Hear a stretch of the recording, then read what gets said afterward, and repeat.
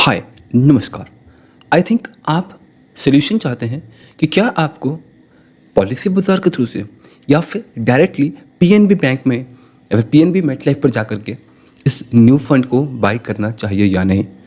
तो इस वीडियो में हम बात करने वाले हैं इस मेटलाइफ के न्यू फंड के बारे में। क्या यह सच में आपको हाई ग्रोथ रिटर्न दे सकता है? क्या रिस्क पॉसिबिलिटीज हिडन रिस्क छुपे हुए हैं इस इन्वेस्टमेंट के पीछे, और अगर ये रिटर्न देता है तो आपको कितना रिटर्न दे सकता है?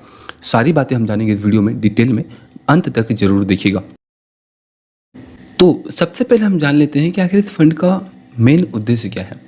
जो न्यू फंड आप लॉन्च होते हुए देखने वाले हो, लाइक 15 दिन के लिए वट एवर जो भी है पीरियड इसका, तो इसका मेन उद्देश्य है कि आपके पैसे को मैन्युफैक्चरिंग सेक्टर्स में डाइवर्सिफाई करना। मैन्युफैक्चरिंग सेक्टर मतलब कि जितने भी प्रोडक्शन सेक्टर वाली कंपनीज हैं वहाँ पर आपका फंड डाइवर्सिफाई हो।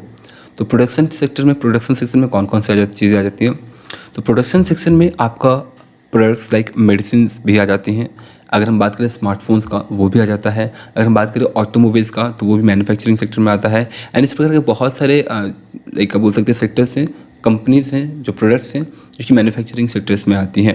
तो यहाँ पर जब आप इन्वेस्टमेंट करेंगे तो आपका मेन पैसा जो है इसी प्रकार के मैन्युफैक्चरिंग सेक्टर्स में ही आपका पैसा डाइवर्सिफाई होगा। तो सबसे पहले हम समझ लेते हैं कि आखिर आपको बेनिफिट्स क्या मिलने वाले हैं इस इन्वेस्टमेंट के थ्रू से।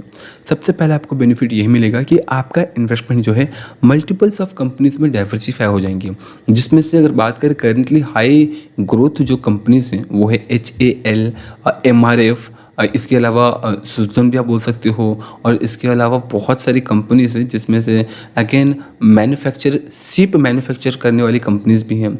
अब ऐसे जो मैन्युफैक्चरिंग कंपनीज हैं कुछ समय पहले ये हिडन थी, बहुत ज़्यादा लोग इस पर इन्वेस्टमेंट नहीं करते थे, पर जैसे manufacturing sectors in India grow करने लगा, इन कंपनीज में भी हमें काफ़ी अच्छा ग्रोथ देखने को मिला है।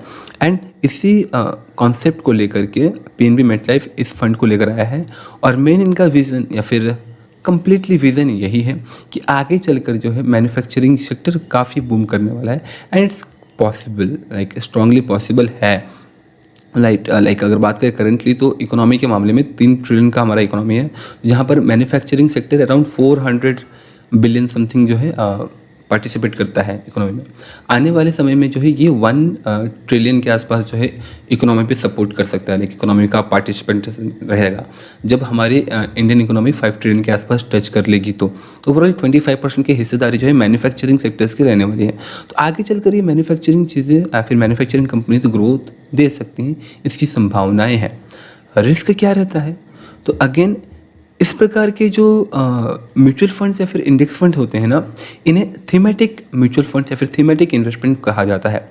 PSU बैंक्स वो भी एक थीमेटिक लाइक इन्वेस्टमेंट है। IT सेक्टर में डायरेक्टली IT सेक्टर के म्यूचुअल फंड में इन्वेस्ट करना वो भी एक थीमेटिक इन्वेस्टमेंट होता है।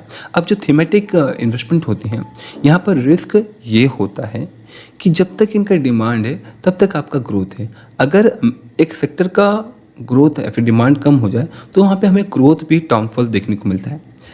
A real life example IT sector 19 से 21 के आसपास जो है IT सेक्टर काफ़ी अच्छा ग्रो कर रहा था। आज के दिन अगर देखें तो हमारा रिटर्न जो है स्टैग्नेट हो चुका है। लाइक बहुत सारे मेरे खुद के इन्वेस्टर्स हैं जिनका IT सेक्टर में जो इन्वेस्टमेंट रहा है उस वजह से उन्हें लॉस भी हो रहा है। अब ऐसा क्यों? क्योंकि वो एक टाइम था, उस थीम का या फिर उस कॉन्सेप्ट का उस समय टाइम था, काफ़ी अच्छा ग्रो कर रहा था। आज के दिन नहीं है, ग्रोथ नहीं है, भले ही वो इन्फोसिस हो या फिर हमारा TCS हो या फिर कोई भी बड़ी बड़ी कंपनीज हो, राइट। तो थीमेटिक कंपनीज में फिर थीमेटिक म्यूचुअल फंड्स में इन्वेस्ट करना रिस्की होता है।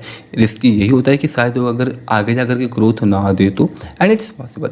लेट गेस कि ये सारी मैन्युफैक्चरिंग क्यों हो रही है? बिकॉज प्रोडक्शन बढ़ रहा है, प्रोडक्शन चाहिए, इंडिया में भी प्रोडक्शन ज़्यादा से ज़्यादा होगी तो लोग जो है ज़्यादा कंज्यूम कर रहे हैं, दैट्स वाई जो है यहाँ पर प्रोडक्शन बढ़ रही है। इवन एक्सपोर्ट करने के लिए भी प्रोडक्शन हो रही है।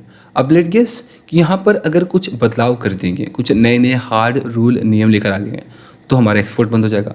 अब लेट गेस कि अगर कोविड जैसा सिचुएशन आ गया तो अगेन मैन्युफैक्चरिंग बंद हो जाएगी। पॉसिबिलिटीज़ इसकी है कि अगर ऐसा कुछ महामारी आती है तो ऑब्वियसली मैन्युफैक्चरिंग के लिए लोग लगते हैं, कंपनी बड़ी से खोलनी चाहिए, तो बहुत सारी चीज़ें होती हैं, राइट।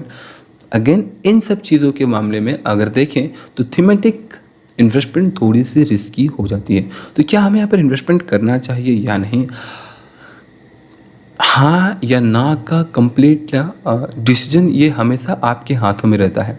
अब अगर हम रिटर्न्स की बात करें तो लास्ट 5 ईयर्स में इसने 30% के आसपास का मैन्युफैक्चरिंग इंडेक्स जो इनका बेंचमार्क रहने वाला है वो रिटर्न्स दे चुका है। लास्ट 5 ईयर्स की बात करें तो बहुत ही शॉर्ट पीरियड बोला जाएगा, 2019 से लेकर के 24 के बीच का, जो कि हम करंटली एक्सपीरियंस कर रहे हैं, जिसमें हम जी रहे हैं, like we are living in that. तो शॉर्ट पीरियड बोला जाएगा क्योंकि इस 5 साल में बहुत सारे कंपनीज ने काफ़ी एग्रेसिव ग्रोथ दिया है। हाँ, इससे पुराना रिकॉर्ड कुछ है क्या, तो बता दूं कि 5 ईयर्स का जो आप बोल सकते हो इंडेक्स है, उसका लाइफ स्पैन ही लास्ट 5 ईयर का है, लाइक पिछले 5 साल में के अंदर ही जो है ये आया है। दैट्स वाई यहाँ पर आपको लास्ट 5 ईयर्स का रिटर्न देखने को मिलता है।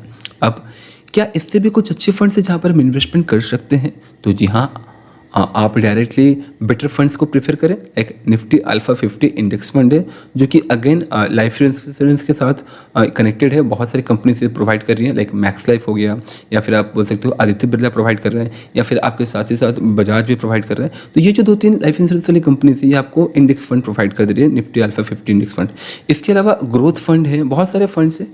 थोड़ा सा आप रिसर्च कर लें कि कौन से म्यूचुअल फंड में या फिर कौन से इंडेक्स फंड में लाइफ इंश्योरेंस के सेक्टर में हाई ग्रोथ लास्ट 10 ईयर्स में इसने दे रखा है, रिटर्न्स इनका हाई है, तो उसी बेसिस पर जो है आप अपना फंड फॉर इन्वेस्टमेंट चूज़ कर सकते हैं। अगेन एट द एंड में ये हमारा वीडियो का एंड है, ये सारी इन्वेस्टमेंट काफ़ी रिस्की होती हैं, काफ़ी हाई कॉस्ट भी होती है, राइट। अब आपको रिटर्न्स मिलेंगे या नहीं, और आप जो एक्सपेक्ट करो क्या वही रिटर्न मिलेगा या नहीं, ये भी risky, like we can't say, कोई भी बोल नहीं सकता कि हाँ पक्का आपको मिलेगा, गारंटीज नहीं है, ओके। अब मैं आपको एक और अल्टरनेटिव इन्वेस्टमेंट ऑप्शन बताना चाहूँगा, जिसके थ्रू से ना आप एनुअली 13% तक का आप बोल सकते हो एक्सपेक्टेड रिटर्न्स अर्न कर सकते हो। 13% is not so high, but शायद लाइक अल्टरनेट इन्वेस्टमेंट के लिए ये ऑप्शन काफ़ी यूजफुल होगा आपके लिए। तो मैं बात कर रहा हूँ P2P लैंडिंग इन्वेस्टमेंट के बारे में। क्या आपने इसके बारे में कभी सुना है? अगर हाँ तो कमेंट बॉक्स में कमेंट करके ज़रूर बताएं। मैं बात कर रहा हूँ 13 कैरेट के थ्रू से P2P लैंडिंग प्लेटफॉर्म पर इन्वेस्ट करने के बारे में। जब भी आप मार्केट में इन्वेस्ट करते हैं वाया लाइक लाइफ इंश्योरेंस वाले कंपनीज के थ्रू से, तो यहाँ पर आपका लॉक इन पीरियड 5 साल का रहता है मिनिमम, राइट। बट जब आप 13 कैरेट के थ्रू से इन्वेस्टमेंट कर रहे हैं तो यहाँ पर आपका इन्वेस्टमेंट जो है मिनिमम 3 मंथ की लॉक इन पीरियड रहती है यहाँ पर। तो 3 मंथ के बाद आप जब भी चाहें इसे, जब भी क्या चाहें, ऑटोमेटिकली जो है आपके अकाउंट में ये विड्रॉ हो जाता है। अब अगर आप 3 मंथ की लॉक इन पीरियड के साथ जाते हैं तो अराउंड 12% के बेसिस पर आपको जो है 3 मंथ का रिटर्न्स मिलेगा। अब अगर आप 6 मंथ के लॉक इन पीरियड के साथ जाते हैं तो 13% के बेसिस पर जो है आपको यहाँ पर 6 मंथ में रिटर्न्स मिलेगा आपके इन्वेस्टमेंट अमाउंट पे।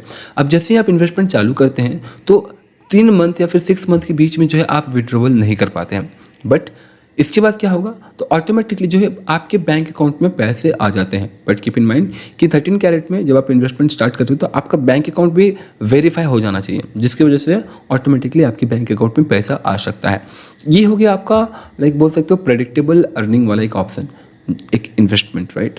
अब P2P लैंडिंग क्या होता है, कैसे काम करता है, इसके रिगार्डिंग कंप्लीटली एक हमारी प्लेलिस्ट है जहाँ से आप जाकर के देख सकते हैं। और अगर आप डायरेक्टली जाना चाहते हैं 13 कैरेट के थ्रू से इन्वेस्टमेंट करना चाहते हैं तो वीडियो के डिस्क्रिप्शन में हमने लिंक दे रखा है, you can go through that. तब तक के लिए जय हिंद, जय Bharat and thanks for watching this video. जय हिंद।